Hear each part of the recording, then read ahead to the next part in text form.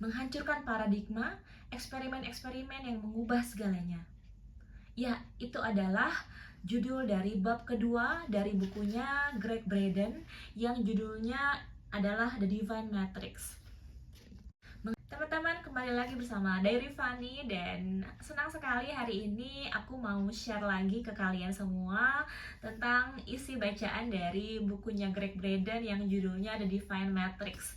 Kenapa aku sangat senang sekali? Karena buku ini itu seperti mind blowing, seperti memberikan kita pengetahuan yang baru yang kita belum ketahui. Jadi selamat menyaksikan ya. Langsung aja kita mulai. Bab kedua, menghancurkan paradigma, eksperimen-eksperimen yang mengubah segalanya. Segala sesuatu harus berdasarkan gagasan sederhana.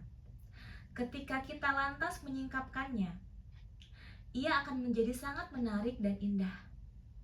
Sehingga kita akan saling berkata, "Ya, sudah tentu demikian adanya. Tidak bisa yang lain lagi." Dari John Wheeler tahun 1911 sampai 2008, fisikawan. Kemudian Soren Kierkegaard 1813 sampai 1855, filosof, berkata, ada dua cara untuk dibodohi. Pertama, dengan mempercayai apa yang tidak benar. Kedua, dengan menolak mempercayai apa yang benar. Sinar matahari pagi merebahkan bayangan panjang pegunungan Sangre de Cristo, daerah Kristus yang menjulang di belakang kami ke arah timur. Saya hendak menemui teman saya, Joseph, bukan nama asli, di lembah sana, sekedar untuk berjalan-jalan, ngobrol, dan menikmati pagi. Saat berdiri di pinggir ladang yang terhampar luas yang menghubungkan New Mexico Utara dengan Colorado Selatan, kami bisa melihat sekian hektar ke seberang ladang yang memisahkan kami dari retakan raksasa jurang Rio Grande yang membentuk tepi sungai Rio Grande. Keharuman bunga sage, gurun, terasa semerbak pagi itu. Dan ketika kami memulai perjalanan, Joseph bertutur tentang keluarga vegetasi yang menyelimuti lahan. Seluruh ladang ini ia memulai, sejauh mata memandang, bekerja bersama-sama sebagai tanaman tunggal. Kehangatan napasnya berpadu dengan dinginnya udara pagi dan uap awan kecil bertahan selama beberapa detik kala ia mengucapkan setiap kata. Ada banyak semak di lembah ini, ia melanjutkan, dan setiap tanaman terkoneksi dengan tanaman lainnya melalui sistem akar yang tak terlihat. Meskipun tersembunyi dari mata kita di bawah tanah, akar tersebut tetap ada. Seluruh ladang adalah satu keluarga sage. Dan seperti keluarga lainnya, pengalaman satu anggota sampai tingkat tertentu turut dirasakan oleh yang lainnya. Saya merenungkan ucapan Joseph, sebuah metafora yang indah tentang bagaimana kita terkoneksi dengan yang lain dan dunia di sekitar kita. Kita telah digiring untuk berpikir betapa kita serba terpisah, baik dari satu sama lain, dari dunia kita, maupun dari semua yang terjadi di dalamnya. Karena anggapan tersebut, kita merasa terisolasi, sendiri, dan terkadang tidak berdaya untuk mengubah hal-hal yang menyakitkan bagi kita dan orang lain. Celakanya, kita dibanjiri buku dan lokakarya pertolongan mandiri atau self-help yang menyatakan betapa terkoneksinya diri kita, betapa besarnya kekuatan kesadaran kita, dan betapa umat manusia sebenarnya adalah satu keluarga besar. Saat mendengarkan Joseph, saya tidak bisa berhenti memikirkan kata-kata pujangga besar Jalaluddin Rumi ketika melukiskan keadaan kita. Sungguh, kita ini makhluk aneh, katanya, yang duduk di neraka, di dasar kegelapan, kita takut pada keabadian kita sendiri. Tepat sekali, pikir saya. Tanaman di ladang ini tidak sekedar terkoneksi, namun memiliki kekuatan bersama yang lebih besar dari apa yang dimiliki jika terpisah sendiri-sendiri. Setiap semak yang berada di lembah, misalnya, hanya mempengaruhi area kecil tanah yang mengitarinya. Tetapi, tempatkan ratusan atau ribuan semak secara bersamaan, maka Anda akan menemukan kekuatan yang patut diperhitungkan. Bersama-sama, rimbunan semak mengubah berbagai karakteristik, seperti pH tanah, demi memastikan kelangsungan hidupnya. Dan seraya melakukan itu, produk sampingan dari keberadaan mereka, yaitu oksigen yang berlimpah, menjadi kebutuhan dasar kita. Sebagai sebuah keluarga besar, tanaman ini bisa mengubah dunia.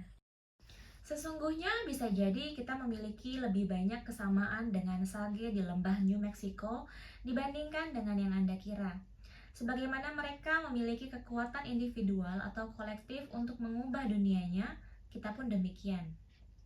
Penelitian yang sedang berkembang menyebutkan bahwa kita lebih dari sekedar pendatang baru yang melintasi alam semesta yang telah komplit sejak dahulu kala.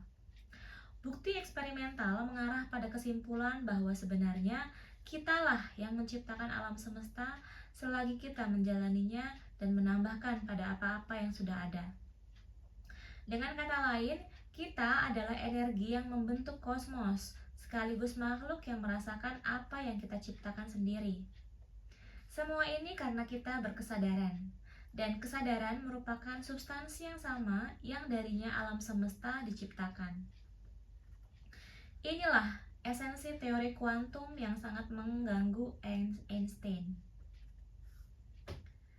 Sampai akhir hayatnya, ia atau Einstein berpegang teguh pada keyakinan bahwa alam semesta terpisah dari kita.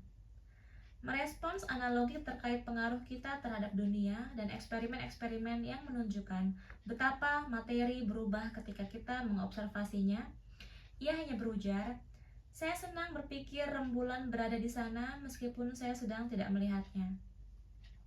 Manakala peran kita dalam penciptaan masih belum sepenuhnya dipahami dengan tepat, eksperimen-eksperimen pada tataran kuantum jelas menunjukkan bahwa kesadaran memiliki efek langsung terhadap partikel-partikel paling mendasar dari penciptaan.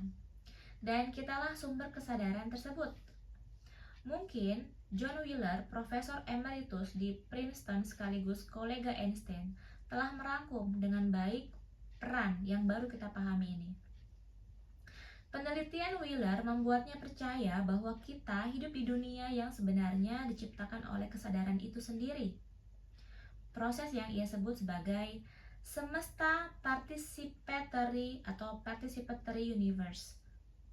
Menurut prinsip participatory, saya ulangi lagi. Menurut prinsip participatory, ujar Wheeler, kita bahkan tidak akan mampu membayangkan sebuah semesta yang tidak memiliki pengamat, karena material penyusun semesta yang paling utama adalah tindakan-tindakan dari pengamat partisipan. Ia menawarkan poin utama teori kuantum. Katanya, tidak ada fenomena elementer yang bisa disebut sebagai fenomena sampai ia menjadi fenomena yang terobservasi. Sekarang masuk ke ruang adalah matriks. Jika material pembentuk alam semesta berasal dari observasi dan partisipasi kita, maka apakah yang kita ciptakan? Untuk membuat apapun, awalnya harus ada sesuatu agar kita bisa mulai mencipta. Sesuatu yang mudah dibentuk atau semacam lempung untuk membentuk alam semesta. Nah, lantas apa yang membentuk alam, planet, dan tubuh kita? Bagaimana seluruh hal tersebut berkaitan? Apakah kita benar-benar memiliki kontrol atas segalanya? Untuk menjawab pertanyaan-pertanyaan tersebut, kita harus bergerak melampaui batas-batas pengetahuan tradisional, sains, agama, dan spiritualitas, dan mengawinkannya menjadi satu pengetahuan yang lebih besar. Disinilah matriks ilahi mengemuka. Bukan berarti ia memainkan peran kecil sebagai produk sampingan alam semesta atau bagian dari ciptaan semata. Matriks adalah ciptaan itu sendiri. Matriks adalah material yang menyusun segala sesuatu sekaligus wadah untuk segala sesuatu yang tercipta. memikirkan matriks seperti itu, saya teringat bagaimana seorang kosmolog, Joel Primack dari Universitas California menjelaskan betapa singkat proses penciptaan dimulai. Alih-alih menerima Big Bang sebagai dentuman yang terjadi di suatu tempat, sesuai cara lazim kita memahaminya. Ia berkata, Big Bang tidak terjadi di suatu tempat di angkasa. Ia mengisi seluruh ruang. Big Bang adalah ruang itu sendiri, yang meledak menjadi sebentuk energi baru, sebagai energi itu sendiri. Sebagaimana awal dari semesta adalah ruang itu sendiri yang termanifestasi secara energetik. Matriks adalah realitas itu sendiri, segenap kemungkinan yang selalu bergerak sebagai esensi abadi yang menghubungkan segalanya. Sekarang masuk ke kekuatan sebelum permulaan. Kompilasi tulisan kuno dari India yang diberi nama Weda merupakan salah satu naskah tertua di dunia dan dipercaya beberapa akademisi berasal dari 7.000 tahun silam. Pada salah satu bagian Weda yang paling populer, saya ulangi lagi ya. Pada salah satu bagian Weda yang paling populer, Rig Weda, terdapat deskripsi tentang kekuatan yang mendasari penciptaan di mana segala sesuatu dibentuk. Kekuatan yang ada di sana sebelum permulaan. Kekuatan ini yang disebut Brahman. Disebut tidak terlahir, di dalamnya bersemayam segala sesuatu yang ada. Lebih lanjut, teks tersebut menguraikan bahwa segala sesuatu ada karena yang satu bermanifestasi sebagai yang banyak. Dari yang tanpa bentuk menjadi berbentuk. Dalam bahasa yang berbeda, kita bisa memikirkan matriks ilahi dengan cara yang sama persis, yaitu sebagai kekuatan yang eksis sebelum kekuatan-kekuatan lainnya. Ia adalah wadah yang menampung alam semesta, sekaligus cetak biru bagi segala sesuatu yang terjadi di dunia fisik. Karena merupakan substansi alam semesta, menjadi masuk akal jika ia eksis sejak awal penciptaan. Jika memang demikian, pertanyaan logisnya adalah, mengapa para ilmuwan tidak menemukan bukti perihal matriks sebelumnya? Pertanyaan penting inilah yang selalu saya tanyakan di setiap kesempatan kepada para ilmuwan dan peneliti yang menelaah medan tersebut. Setiap kali saya melakukannya, respons yang muncul sangat mirip, sampai-sampai saya hampir bisa menebak apa yang akan terjadi selanjutnya. Awalnya muncul raut wajah tidak percaya, sehingga dalam kondisi apapun saya selalu menyimpulkan bahwa entah bagaimana, saya telah melewatkan penemuan sepenting medan energi yang menghubungkan segala sesuatu yang tercipta. Kemudian, bahasan akan beralih ke masalah peralatan dan teknologi. Kita hanya belum memiliki teknologi untuk mendeteksi medan yang sangat luas. Demikian jawaban yang biasa disampaikan. Meskipun jawaban tersebut mungkin benar dalam beberapa hal, setidaknya selama ratusan tahun ini kita telah memiliki kemampuan untuk membangun detektor yang bisa memberitahu kita tentang keberadaan matriks ilahi atau ether atau jaring-jaring penciptaan, dan bagaimanapun kita memilih untuk menyebutnya. Mungkin lebih tepat dinyatakan bahwa sandungan terbesar untuk menyingkap matriks ilahi adalah keengganan sains arus utama untuk mengakui keberadaannya. Kekuatan energi utama ini menjadi esensi dari segala sesuatu yang kita alami dan ciptakan.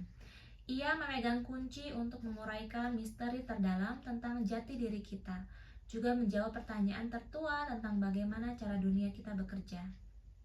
Sekarang kita masuk ke 3 eksperimen yang mengubah segalanya. Sejarah akan memandang abad yang lalu sebagai abad penemuan dan revolusi saintifik.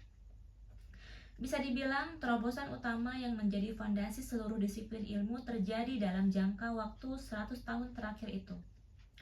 Dimulai dari penemuan perkamen laut mati pada tahun 1947, model DNA double helix, sampai kemampuan kita membuat miniatur elektronik untuk mikrokomputer, abad ke-20 mencapai sesuatu yang tak pernah terengkuh sebelumnya di bidang kemajuan sains. Walaupun penemuan-penemuan itu membuka pintu untuk berbagai kemungkinan baru, kita masih belum bisa menjawab pertanyaan, Apa makna informasi baru ini bagi hidup kita? Sama seperti abad ke-20 yang merupakan abad penemuan, kita bisa melihat abad ke-21 sebagai periode untuk menjadikan masuk akal apa-apa yang ditemukan sebelumnya. Banyak ilmuwan, pendidik, dan peneliti arus utama di masa sekarang terlibat dalam proses ini. Meskipun eksistensi medan energi universal telah diteorikan, digambarkan, dilukiskan, dituliskan, dan diimajinasikan dalam waktu yang lama, baru belakangan saja sejumlah eksperimen terkait berhasil membuktikan secara definitif bahwa matriks itu ada. Saya ulangi lagi, meskipun eksistensi medan energi universal telah diteorikan, digambarkan, dituliskan, dan diimajinasikan dalam waktu yang lama, baru belakangan saja sejumlah eksperimen terkait berhasil membuktikan secara definitif bahwa matriks itu ada. Antara tahun 1993 dan 2000, serangkaian eksperimen revolusioner menunjukkan eksistensi medan energi pokok yang menyelimuti dan merembesi alam semesta. Demi tujuan buku ini, saya memilih 3 eksperimen yang secara jernih mengilustrasikan jenis-jenis penelitian untuk mendefinisikan kembali pemahaman kita akan realitas. Saya menekankan bahwa ini hanya eksperimen-eksperimen representatif karena ada beberapa eksperimen lain yang dilaporkan. Tampaknya setiap hari yang memberikan hasil serupa. Eksperimen-eksperimen tersebut sangat mengagumkan. Tapi yang paling menarik perhatian saya adalah pola pikir di balik setiap penyelidikan. Ketika para ilmuwan mendesain eksperimen untuk menentukan hubungan antara DNA manusia dengan unsur fisik, misalnya, kita bisa meyakini pergeseran paradigma utama sudah sangat dekat terjadi. Saya berkata demikian karena sebelum eksperimen ini membuktikan adanya konektivitas tersebut, terdapat paradigma umum bahwa segala sesuatu yang berada di dunia kita terpisah. Seperti yang sering kita dengar, para ilmuwan kolot, saya ulangi lagi ya, seperti yang sering kita dengar, para ilmuwan kolot menyatakan jika kamu tidak bisa mengukur sesuatu, berarti ia tidak ada. Dan dengan kesadaran yang sama, sebelum terbitnya laporan tentang eksperimen tersebut, eksperimen berikut disebutkan bahwa jika dua hal terpisah secara fisik di dunia, berarti mereka tidak mempunyai efek satu sama lain, tidak terkoneksi. Tetapi semua itu berubah di tahun-tahun akhir abad yang lalu. Pada masa inilah ahli biologi kuantum Vladimir Poponin melaporkan riset yang ia lakukan bersama rekannya, termasuk Peter Garriev, di Akademi Sains Rusia. Dalam tulisan yang diterbitkan di Amerika pada tahun 1996, mereka mendeskripsikan serangkaian eksperimen yang menunjukkan bahwa DNA manusia mempengaruhi dunia fisik secara langsung melalui apa yang diyakini sebagai medan energi baru yang menghubungkan keduanya. Saya menduga medan yang mereka temukan sesungguhnya bukanlah sesuatu yang baru. Skenario yang lebih mungkin adalah medan tersebut selalu ada dan semata-mata belum pernah dikenali karena tersusun oleh sebentuk energi yang kita tidak pernah memiliki alat untuk mengukurnya. Dr. Poponin tengah mengunjungi satu institusi Amerika ketika serangkaian eksperimen ini diulangi dan dipublikasikan. Hal paling penting dari studinya, efek gaib DNA atau DNA Phantom Effect, yang bercerita tentang dunia kita, akan lebih baik bila dirangkum dalam kata-kata Poponin sendiri. Pada pendahuluan laporannya, ia berkata, "Kami percaya penemuan ini memiliki makna yang sangat penting untuk mendapatkan penjelasan dan pemahaman lebih mendalam tentang mekanisme yang mendasari fenomena energi halus, termasuk banyaknya fenomena penyembuhan alternatif yang patut diamati." Jadi, apa yang sebenarnya ingin disampaikan Poponin di sini? Eksperimen 1 memaparkan efek gaib DNA dan penilaiannya mengenai hubungan kita dengan dunia, dengan satu sama lain dan alam semesta di luar sana. Semua ini tentang DNA dan diri kita. Sekarang kita masuk ke eksperimen 1. Poponin dan Gariev mendesain eksperimen rintisan untuk mengetes perilaku DNA pada partikel-partikel cahaya atau foton, substansi kuantum yang menyusun dunia kita. Pertama-tama, mereka mengeluarkan seluruh udara dari sebuah tabung yang didesain secara khusus, menciptakan apa yang dimaksud sebagai keadaan vakum. Secara tradisional, istilah vakum berarti kosong. Tetapi bahkan setelah udara dikeluarkan, para ilmuwan tahu sesuatu tetap berada di sana, foton. Menggunakan peralatan yang direkayasa secara presisi sehingga bisa mendeteksi partikel-partikel tersebut, mereka mengukur lokasinya di dalam tabung. Mereka ingin melihat apakah partikel-partikel cahaya itu menyebar ke berbagai arah, melekat ke sisi tabung, atau berkelompok dalam sebuah tumpukan di bagian bawah wadah.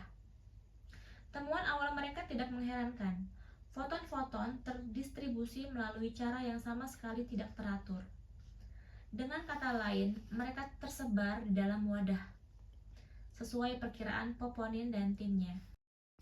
Pada bagian selanjutnya dari eksperimen ini, sampel DNA manusia ditempatkan di dalam tabung kosong bersama foton-foton tersebut. Dengan kehadiran DNA, partikel-partikel cahaya itu melakukan sesuatu yang tak terbayangkan siapapun.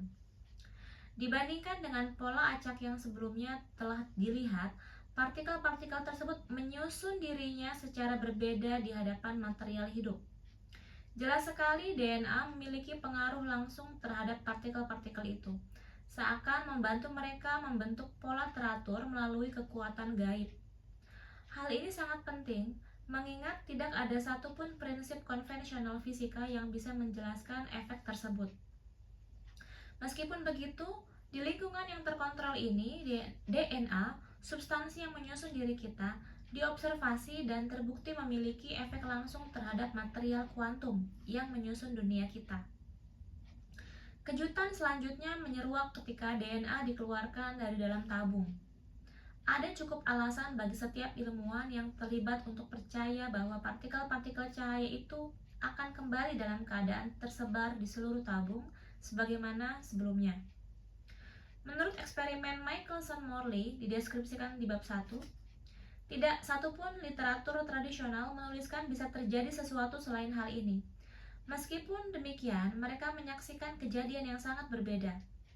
Foton-foton itu tetap teratur, seakan-akan DNA masih berada di dalam tabung. Dengan kata-katanya sendiri, Poponin mengatakan bahwa foton-foton itu menunjukkan reaksi yang sangat mencengangkan dan di luar dugaan sebelumnya. Setelah mengecek peralatan dan hasilnya, Poponin dan rekan-rekannya berusaha menemukan penjelasan atas apa yang baru saja mereka observasi. Dengan DNA dikeluarkan dari dalam tabung, apa yang mempengaruhi partikel-partikel cahaya itu? Apakah DNA tersebut meninggalkan sesuatu? Semacam sisa kekuatan yang masih tertinggal setelah material fisiknya dikeluarkan? Atau apakah ada fenomena lain yang lebih misterius yang tengah terjadi? Apakah DNA dan foton-foton itu masih terkoneksi dengan cara apapun dan dalam tingkatan apapun yang tidak kita sadari, meskipun keduanya terpisah secara fisik dan tidak lagi berada di tabung yang sama? Dalam kesimpulannya, Poponin menulis bahwa ia dan ilmuwan lainnya terpaksa menerima hipotesis kerja bahwa terdapat struktur medan baru yang tengah meningkat. Karena efek tersebut tampak berhubungan secara langsung dengan keberadaan material hidup, maka fenomenanya dinamai efek gaib DNA. Yang mengherankan, struktur medan baru yang ditengarai Poponin terdengar mirip dengan matriks yang telah diidentifikasi Max Planck lebih dari 50 tahun sebelumnya. Juga efek-efek yang ditengarai dalam berbagai tradisi kuno. Sekarang kita masuk ke rangkuman eksperimen 1. Oke, eksperimen ini sangat penting karena sejumlah alasan. Mungkin alasan yang paling jelas adalah eksperimen ini benar-benar memperlihatkan kepada kita koneksi langsung antara DNA dan energi yang menyusun dunia kita. Dari sekian banyak kesimpulan yang bisa kita tarik dari percobaan ini, ada dua hal yang pasti. Yang pertama, ada jenis energi yang tidak pernah dikenal sebelumnya. ada jenis energi yang tidak pernah dikenal sebelumnya. Dan yang kedua adalah sel atau DNA mempengaruhi materi melalui jenis energi yang tak dikenali tersebut. Di bawah kontrol ketat laboratorium, atau mungkin untuk pertama kalinya, muncul bukti adanya konektivitas kuat yang dianggap sakral oleh tradisi-tradisi kuno selama berabad-abad. DNA mengubah perilaku partikel-partikel cahaya, esensi dunia kita. Seperti yang telah diberitahukan, tradisi-tradisi luhur dan teks-teks spiritual zaman kuno, eksperimen tersebut membuktikan bahwa kita memiliki pengaruh langsung terhadap dunia di sekitar kita. Terlepas dari angan-angan dan New Ageisme, dampak ini sangat nyata. Efek gaib DNA menunjukkan kepada kita bahwa di bawah kondisi yang cocok dan dengan peralatan yang tepat, konektivitas ini bisa dibuktikan kebenarannya. Kita akan melihat lagi eksperimen ini di bagian selanjutnya. Meskipun berdiri sendiri sebagai eksperimen yang revolusioner mengenai hubungan antara kehidupan dan materi, dalam konteks ini pula dua eksperimen selanjutnya akan memberikan makna lebih besar pada efek gaib DNA. Sekarang kita masuk ke eksperimen 2. Riset telah menunjukkan betapa emosi memiliki pengaruh langsung terhadap cara kerja sel-sel tubuh kita. Selama periode 1990-an, sejumlah ilmuwan yang bekerja sama dengan Angkatan Darat Amerika meneliti apakah kekuatan perasaan kita memiliki efek terhadap sel-sel hidup, terutama DNA, ketika sel-sel tersebut tidak lagi menjadi bagian dari tubuh. Dengan kata lain, ketika sampel jaringan diambil, apakah emosi masih berpengaruh baik secara positif ataupun negatif? Saya ulangi lagi. Dengan kata lain, ketika sampel jaringan diambil, apakah emosi masih berpengaruh baik secara positif ataupun negatif? Pengetahuan konvensional akan mengatakan tidak. Kenapa pula kita mengharapkan temuan semacam itu? Lagi-lagi mengacu pada eksperimen Michelson-Morley tahun 1887, hasilnya dipercaya menunjukkan tidak ada apapun di luar sana yang menghubungkan segala sesuatu di dunia ini dengan segala hal yang lainnya.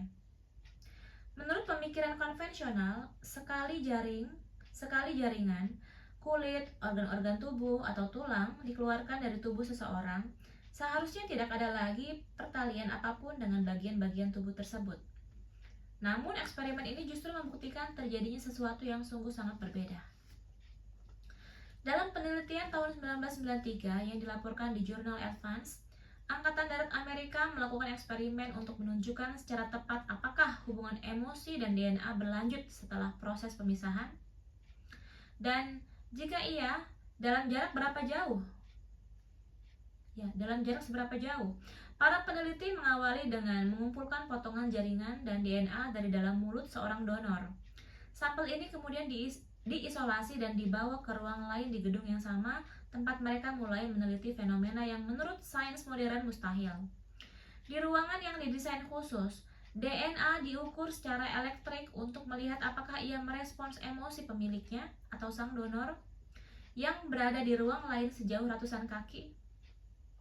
Di ruangannya, sang donor diperlihatkan serangkaian gambar video, dirancang untuk menciptakan emosi murni di dalam tubuhnya. Gambar-gambar visual itu berkisar dari rekaman masa perang yang penuh kekerasan sampai gambar-gambar erotis dan komedi. Tujuannya adalah agar sang donor merasakan spektrum emosi nyata dalam periode singkat. Ketika itu dilakukan, di ruangan lain respons DNA-nya diukur. Saat sang donor mengalami puncak atau kemerosotan emosional, sel-sel dan DNA-nya secara instan menunjukkan respons elektrik yang sangat kuat pada waktu yang bersamaan. Meskipun jarak ratusan kaki memisahkan sang donor dengan sampel, DNA bereaksi seakan-akan masih terkoneksi secara fisik dengan tubuhnya. Pertanyaannya, bagaimana bisa begitu? Ada catatan kaki dari eksperimen ini yang akan saya bagikan di sini. Saya sedang melakukan tur buku di Australia saat terjadi serangan 11 September di Pentagon dan World Trade Center Amerika. Saat kembali ke Los Angeles, terasa sekali saya pulang ke negara yang berbeda dengan yang saya tinggalkan 10 hari lalu. Tidak ada seorang pun yang berpergian. Bandara dan pelataran parkir kosong. Dunia telah jauh berbeda.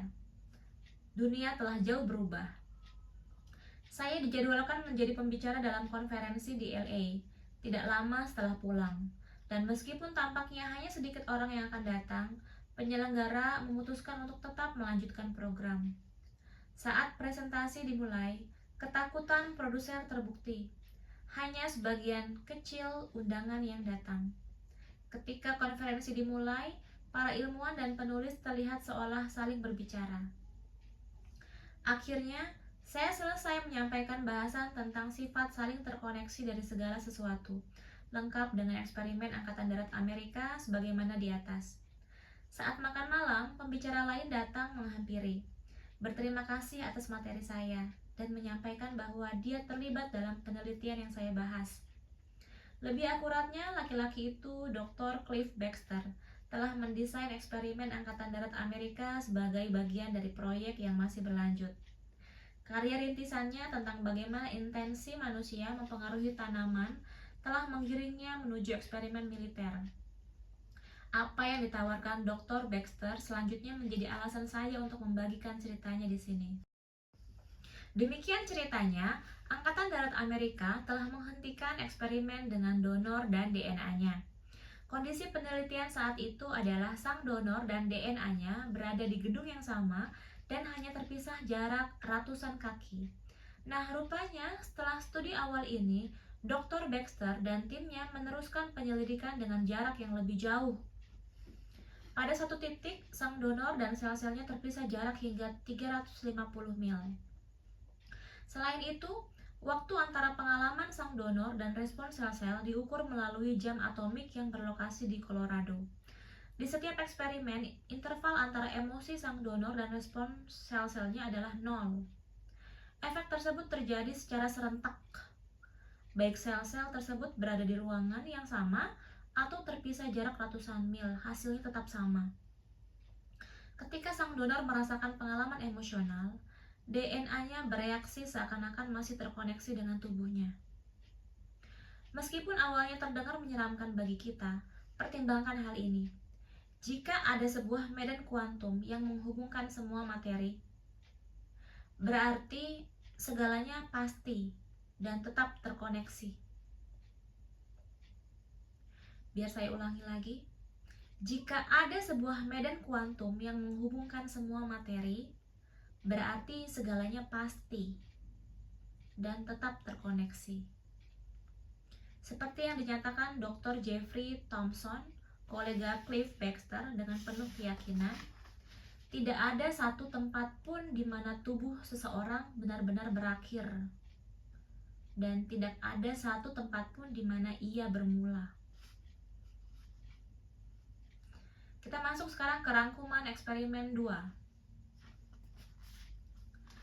Implikasi eksperimen ini sangat besar. Sebagian agak membingungkan.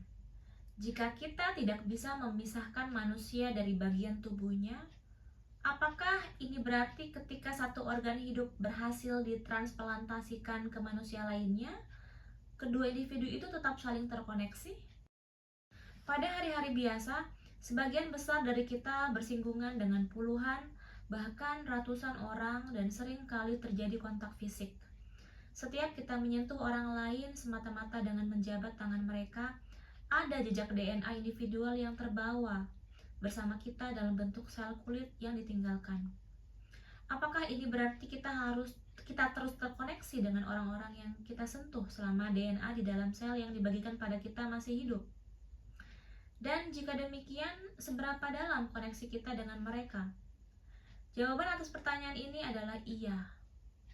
Koneksi tersebut eksis, tetapi kualitasnya tampak ditentukan oleh seberapa sadar kita akan eksistensi koneksi itu. Seluruh kemungkinan ini mengilustrasikan besarnya dampak yang ditunjukkan eksperimen di atas. Pada waktu yang sama, eksperimen tersebut meletakkan fondasi bagi sesuatu yang lebih besar lagi. Jika sang donor merasakan emosi di tubuhnya dan DNA-nya merespons emosi itu, bukankah berarti sesuatu pasti berpindah di antara keduanya hingga memungkinkan emosi beralih dari yang satu ke yang lain?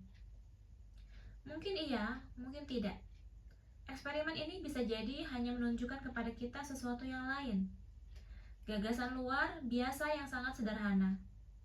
Gagasan luar biasa yang sangat sederhana sampai-sampai diabaikan begitu saja. Bisa jadi emosi sang donor sama sekali tidak perlu berpindah. Mungkin agar bisa memberikan pengaruh. Energi tidak perlu beralih dari sang donor ke tempat lain. Begitu tercipta dan meluap, emosi seseorang bisa jadi sudah berada di dalam DNA dan juga semua tempat lainnya. Saya menyebutkan hal ini di sini untuk menjajaki kemungkinan luar biasa yang akan kita jelajahi dengan segala pertimbangan di bab 3. Kesimpulannya, yang juga menjadi alasan saya menyampaikan eksperimen ini sangat sederhana. Agar DNA dan sang donor memiliki hubungan apapun, harus ada sesuatu yang menghubungkan keduanya bersama-sama. Dan eksperimen ini menunjukkan 4 hal. Yang pertama, di antara jaringan hidup ada medan energi yang sebelumnya tidak terdeteksi. 2. Sel-sel dan DNA berkomunikasi melalui medan energi itu. 3. Emosi manusia memiliki pengaruh langsung terhadap DNA. 4. Berapapun jaraknya, pengaruh akan terjadi seketika. Sekarang kita masuk ke eksperimen 3. Meskipun pengaruh emosi manusia terhadap kesehatan dan sistem imun tubuh telah lama diakui tradisi-tradisi spiritual di seluruh dunia, sangat jarang hal itu dicatat sebagai bagian dari metode yang berguna untuk kaum awam. Pada tahun 1991, organisasi bernama Institute HeartMath dibentuk dengan tujuan khusus mengeksplorasi kekuatan yang dimiliki emosi manusia terhadap tubuh dan peran yang diemban emosi tersebut di dunia kita. Secara spesifik, HeartMath memilih untuk memfokuskan riset pada satu bagian di tubuh kita, tempat emosi dan rasa berasal hati atau jantung. Saya ulangi lagi, secara spesifik, HeartMath memilih untuk memfokuskan riset pada satu bagian di tubuh kita, tempat emosi dan rasa berasal hati atau jantung. Karya terobosan penelitinya telah dipublikasikan secara luas di jurnal-jurnal bergengsi dan dikutip dalam berbagai makalah ilmiah. Salah satu penemuan paling signifikan yang dilaporkan HeartMath adalah pengetahuan tentang medan energi berbentuk donat yang mengelilingi hati dan menjaga sampai keluar tubuh. Medan energi elektromagnetik ini berada dalam konfigurasi yang disebut torus dan berdiameter sekitar 5-8 kaki. Seperti ini.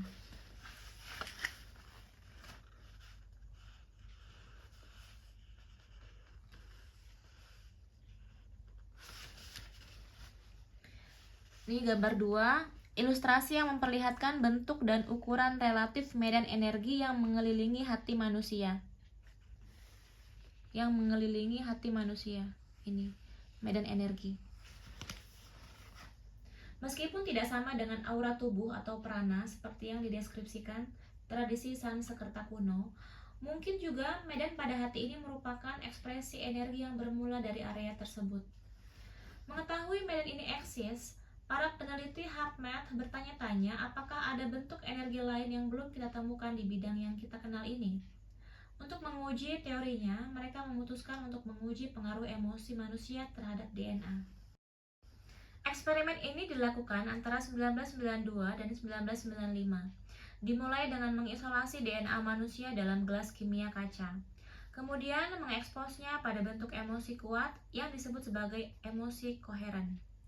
Menurut Glenn Rain dan Rollin McCarthy selaku peneliti utama, keadaan fisiologis ini bisa diciptakan secara sengaja dengan menggunakan teknik manajemen mental dan emosi yang didesain khusus untuk menenangkan pikiran, memindahkan kesadaran seseorang ke area hati dan fokus pada emosi positif. Mereka melakukan serangkaian tes dengan melibatkan 5 orang yang telah dilatih untuk menerapkan emosi koheren. Menggunakan teknik-teknik khusus untuk menganalisis DNA secara kimiawi maupun visual, peneliti bisa mendeteksi setiap perubahan yang terjadi. Hasilnya tak bisa disangkal dan implikasinya pun tak bisa diragukan lagi. Intinya, emosi manusia mengubah bentuk DNA. Emosi manusia mengubah bentuk DNA. Oke. Tanpa sentuhan fisik atau melakukan hal lain selain menciptakan perasaan tertentu di tubuh mereka, para partisipan bisa mempengaruhi molekul DNA dalam gelas kimia. Pada eksperimen pertama, yang melibatkan satu orang saja, efek yang dihasilkan berupa kombinasi niat yang terarah, cinta tanpa syarat, dan gambaran spesifik dari molekul DNA. Dalam kalimat salah satu peneliti, eksperimen ini menunjukkan bahwa intensi yang berbeda menghasilkan efek berbeda pula pada molekul DNA, hingga menyebabkannya terlilit atau terlepas. Jelas, implikasinya melebihi apapun yang diperhitungkan teori sains tradisional sampai saat ini. Kita telah dikondisikan untuk percaya bahwa keadaan DNA di tubuh manusia sudah demikian dari sananya. Pemikiran kontemporer menyatakan bahwa DNA tidak bisa diubah. Kita hanya mendapatkan apa yang didapatkan ketika lahir. Dengan pengecualian obat-obatan, bahan kimia, dan medan elektrik, DNA kita tidak berubah sebagai respons atau atas apapun yang kita lakukan dalam hidup kita. Tetapi eksperimen ini menunjukkan kepada kita betapa hal tersebut keliru total. Sekarang kita masuk ke teknologi batin untuk mengubah dunia kita. Jadi, apa yang dipetik dari berbagai eksperimen tersebut tentang hubungan kita dengan dunia? Kesamaan ketiga percobaan adalah semuanya melibatkan DNA manusia. Tidak ada satupun pengetahuan konvensional yang mempertimbangkan kemungkinan bahwa material hidup di tubuh kita mampu memberikan pengaruh terhadap dunia di luar diri kita. Dan tidak ada juga yang menyebutkan emosi manusia bisa mempengaruhi DNA melalui cara apapun saat berada di tubuh pemiliknya. Apalagi jika DNA itu berada di sekian ratus mil jauhnya. Tetapi justru hal sebaliknya yang diperlihatkan hasil eksperimen. Ketika kita memperhatikan setiap eksperimen secara terpisah, tanpa menghiraukan yang lain, ada hal menarik. Setiap eksperimen menunjukkan kepada kita sesuatu yang tampak sebagai anomali yang melampaui pemikiran konvensional, dan beberapa penemuan bahkan mengejutkan. Tanpa konteks yang lebih luas, kita akan tergoda untuk mengelompokkan eksperimen-eksperimen tersebut dalam kategori hal-hal untuk dilihat di hari nanti, yang masih sangat jauh. Tetapi ketika kita mempertimbangkan ketiga eksperimen itu secara bersamaan, sesuatu yang serupa kehancuran paradigma lama bakal terjadi. Eksperimen-eksperimen itu membabarkan sebuah cerita pada kita. Dan ketika kita memperhatikan setiap eksperimen sebagai bagian dari teka-teki yang lebih besar, cerita tersebut melompat kepada kita seperti citra-citra tersembunyi dari gambar pelukis Escher. Jadi, mari kita melihat sedikit lebih dalam. Pada eksperimen pertama, Poponin menunjukkan kepada kita bahwa DNA manusia memiliki efek langsung terhadap vibrasi cahaya. Lalu pada eksperimen kedua, yaitu eksperimen angkatan darat, kita mendapati entah saat berada di ruangan yang sama dengan DNA kita atau terpisah jarak ratusan kilometer, kita masih terkoneksi dengan molekul-molekulnya dan efeknya sama saja. Adapun pada eksperimen ketiga, peneliti HeartMath menunjukkan bahwa emosi manusia memiliki efek langsung terhadap DNA, yang pada akhirnya turut mempengaruhi hal-hal yang menyusun dunia kita. Ini permulaan dari sebuah teknologi, yaitu teknologi batin, yang bukan sekedar memberitahu bahwa kita memiliki pengaruh terhadap tubuh dan dunia kita, melainkan juga memperlihatkan kepada kita bahwa efek teknologi batin tersebut ada, lengkap dengan cara kerjanya. Seluruh eksperimen ini menghadirkan dua kesimpulan yang sama yang menjadi intisari buku ini. 1. Ada sesuatu di luar sana, sebuah matriks energi yang menghubungkan satu hal dengan hal lainnya di alam semesta. Medan penghubung ini menyebabkan hasil tak terduga dari eksperimen-eksperimen tersebut. Lalu yang kedua, DNA di dalam tubuh memberi kita akses menuju energi yang menghubungkan kita dengan alam semesta. Dan emosi merupakan kunci untuk mengakses medan tersebut. Sebagai tambahan, eksperimen-eksperimen itu menunjukkan bahwa hubungan kita dengan medan tersebut menjadi esensi dari eksistensi kita.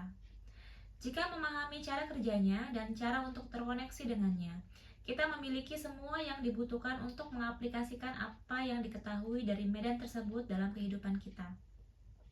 Saya mengajak Anda untuk merenungkan makna apa yang bisa ditarik dari hasil dan kesimpulan dari eksperimen-eksperimen tersebut bagi kehidupan kita. Masalah apa lagi yang tidak bisa dipecahkan? Sakit apa lagi yang tidak bisa disembuhkan? Dan kondisi apa lagi yang tidak bisa ditingkatkan? Jika kita mampu mengakses kekuatan ini dan mengubah cetak biru kuantum tempat segala hal berasal. Cetak biru tersebut adalah medan energi yang sebelumnya tidak terdeteksi, yang disebut Max Planck sebagai pikiran yang sadar dan cerdas, atau conscious and intelligent mind. Matriks ilahi. Sejumlah eksperimen sebelumnya menunjukkan bahwa matriks terbuat dari bentuk energi yang tidak seperti apapun yang pernah kita ketahui di masa lalu. Karena itu butuh waktu lama bagi para ilmuwan untuk menemukannya. Disebut sebagai energi halus, ia sama sekali tidak bekerja sebagaimana medan energi konvensional. Sebaliknya, ia terlihat seperti jalinan erat jaring-jaring dan ia menyusun struktur penciptaan yang saya sebut matriks ilahi. Ini. Matriks ilahi adalah jaring-jaring yang menyusun struktur semesta. Jadi gambar 3 tadi, eksperimen menengarai bahwa energi yang menghubungkan alam semesta eksis sebagai jalinan erat jaring-jaring yang menyusun struktur yang mendasari realitas kita. Dari sekian banyak cara mendefinisikan matriks ilahi, mungkin yang paling sederhana adalah dengan membayangkannya sebagai 3 hal mendasar. 1. Wadah bagi alam semesta. 2. Jembatan antara dunia di dalam dan di luar diri kita. 3. Cermin yang memantulkan pikiran, rasa, emosi, dan keyakinan kita. Ada 3 atribut lagi yang membuat matriks ilahi terpisah dari bentuk energi lain. Pertama, ia bisa dideskripsikan berada di mana-mana di setiap waktu. Telah ada, atau dengan sendirinya. Tidak seperti siaran stasiun TV atau radio yang harus dibuat di suatu tempat sebelum dikirim dan diterima di tempat lain. Medan ini sudah berada di mana-mana. Kedua, medan energi ini berasal dari awal penciptaan, bersamaan dengan Big Bang atau bagaimanapun kita menyebut permulaan itu. Jelas tidak ada yang bisa memberitahu kita apa yang ada sebelumnya. Tapi para fisikawan percaya bahwa pelepasan energi besar-besaran yang membuat alam semesta eksis merupakan aksi dari ruang itu sendiri. Seperti mantra penciptaan yang disebutkan Rig Veda, sebelum permulaan tidak ada apapun saat itu. Tidak ada udara pun tidak ada langit. Saat eksistensi ketiadaan meledak menjadi sesuatu dari ruang. Hal-hal yang berada di antara ketiadaan pun lahir. Kita bisa memikirkan matriks ilahi sebagai gema dari momen itu. Ketika sang waktu bermula, ataupun sebuah penghubung yang tercipta dari waktu dan ruang yang mengoneksikan kita dengan segala sesuatu. Sifat dan konektivitas ini adalah ia selalu ada dan tidak mengenal jarak, karena segala sesuatu diliputi dan dirembesinya. Karena segala sesuatu berada di dalam matriks, maka semuanya pada hakikatnya tidak mengenal jarak. Karakteristik ketiga dari medan ini yang membuatnya sangat berarti bagi hidup kita adalah ia memiliki kecerdasan. Dengan kata lain, medan ini merespons kekuatan emosi manusia. Melalui bahasa yang berbeda, tradisi-tradisi kuno telah melakukan yang terbaik untuk membagikan rahasia besar ini kepada kita. Dituliskan pada dinding-dinding candi, digoreskan pada perkamen-perkamen usang, dan mendarah daging pada kehidupan orang-orang itu sendiri. Petunjuk tentang cara berkomunikasi dengan energi yang menghubungkan segala sesuatu ini ditinggalkan orang-orang yang lahir sebelum kita. Leluhur kita pun telah memperlihatkan cara untuk menyembuhkan tubuh dan menghidupkan hasrat terdalam dalam mimpi terbesar manusia.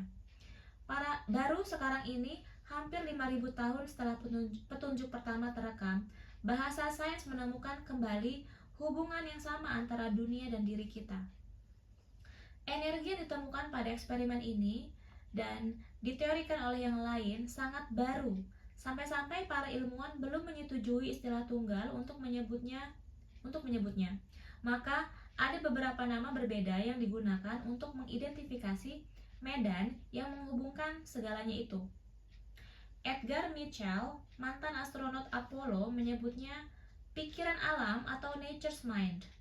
Adapun fisikawan dan pencetus teori dawai super atau superstring, Michio Kaku, menamainya hologram kuantum.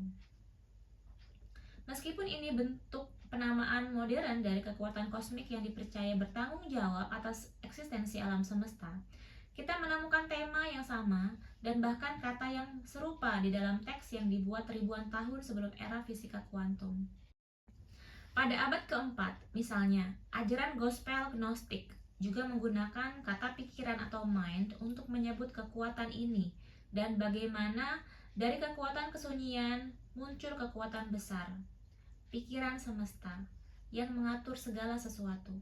Seberapapun berbeda sebutannya satu sama lain, semua terlihat mendeskripsikan hal yang sama, esensi kehidupan yang merupakan struktur realitas kita. Pikiran inilah yang dirujuk Planck di Florence, Italia pada pertengahan abad ke-20. Dalam ceramah yang disampaikan pada tahun 1944, ia memberikan pernyataan yang besar kemungkinan tidak akan dipahami sepenuhnya oleh para ilmuwan pada masanya. Dengan kata-kata penuh prediksi akurat yang akan sama mengejutkannya di abad ke-21 dengan masa itu, Planck berkata, sebagai orang yang mendedikasikan seluruh hidup untuk sains yang paling logis, sampai studi tentang materi, saya bisa mengatakan kepada Anda sebagai hasil penelitian saya tentang atom, tidak ada materi seperti itu. Semua materi eksis oleh karena sebuah kekuatan yang membuat partikel-partikel sebuah atom bervibrasi dan memungkinkan adanya tata surya mini dari atom itu. Kita perlu mengasumsikan bahwa di balik kekuatan ini terdapat pikiran yang sadar dan cerdas. Pikiran inilah matriks semua materi. Tak diragukan lagi, berbagai eksperimen dan pembahasan di bab ini menunjukkan bahwa matriks Planck benar adanya. Terlepas dari bagaimana kita menyebutnya atau hukum fisika apa yang sesuai atau tidak sesuai dengannya, medan yang menghubungkan segala sesuatu dalam penciptaan itu nyata. Ia berada di sini dan saat ini juga. Ia berada sebagai diri Anda dan diri saya. Ia adalah semesta di dalam diri kita sekaligus yang mengelilingi kita. Jembatan kuantum antara semua kemungkinan di dalam pikiran kita dan apa yang terwujud di dunia nyata. Matriks energi yang menjelaskan hasil ketiga eksperimen di atas sekaligus menunjukkan bagaimana perasaan positif dan doa di dalam diri kita bisa menjadi sangat efektif bagi dunia di luar diri kita. Tetapi hubungan kita dengan matriks semua materi tidak berhenti di sini. Hubungan tersebut berlanjut sampai hal-hal yang tidak bisa kita lihat.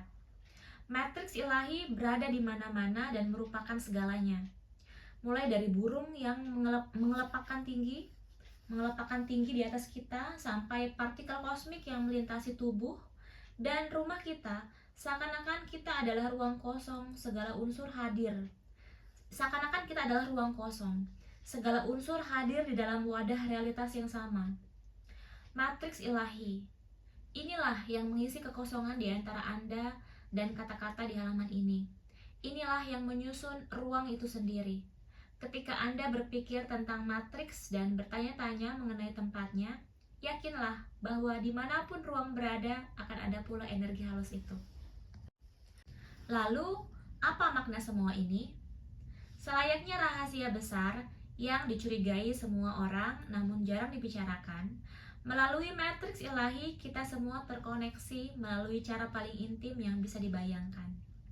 Tapi apa sebenarnya makna hubungan ini bagi kita? Apa artinya terikat sangat dalam dengan dunia kita dan kehidupan orang lain yang dengannya kita berbagi ruang kuantum murni, tempat imajinasi hidup dan realitas terlahir? Jika kita lebih dari sekedar pengamat yang hanya bisa menyaksikan kehidupan terjadi di sekitar kita, pertanyaannya, seberapa besar yang dimaksud dengan kita? Segenap eksperimen sebelumnya menunjukkan bahwa ada kekuatan di dalam diri kita yang tidak seperti apapun yang pernah diciptakan mesin di laboratorium. Kekuatan ini tidak terikat hukum-hukum fisika, setidaknya hukum-hukum fisika yang kita pahami saat ini. Dan kita tidak butuh eksperimen laboratorium untuk mengetahui adanya koneksi tersebut. Berapa kali Anda hendak menelpon seseorang, lalu Anda mendapati ia menelpon duluan ketika Anda baru memencet nomor telepon? Berapa kali Anda mendapati diri Anda menikmati waktu bersama seorang teman di jalanan, mall, atau bandara yang sibuk, hanya untuk mendapatkan perasaan aneh bahwa Anda sudah pernah berada di tempat itu atau bersama orang-orang tersebut sebelumnya, melakukan hal yang persis sama dengan apa yang Anda lakukan saat itu? Meskipun menyenangkan untuk dibicarakan, contoh-contoh sederhana itu bukan sekedar kebetulan acak.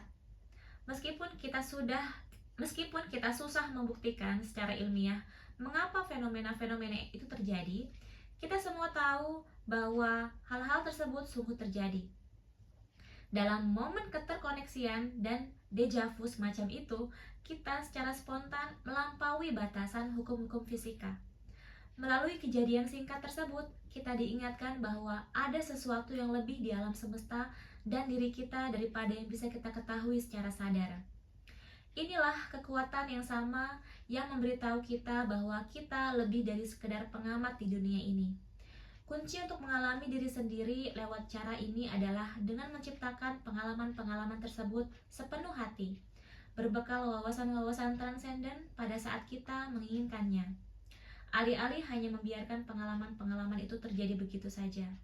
Dengan pengecualian beberapa orang berbakat, tampaknya ada satu alasan yang tepat tentang mengapa kita tidak mampu melakukan bilokasi, perjalanan waktu, dan berkomunikasi secara lebih cepat dari yang bisa kita bayangkan, dari yang bisa dibayangkan hukum-hukum fisika.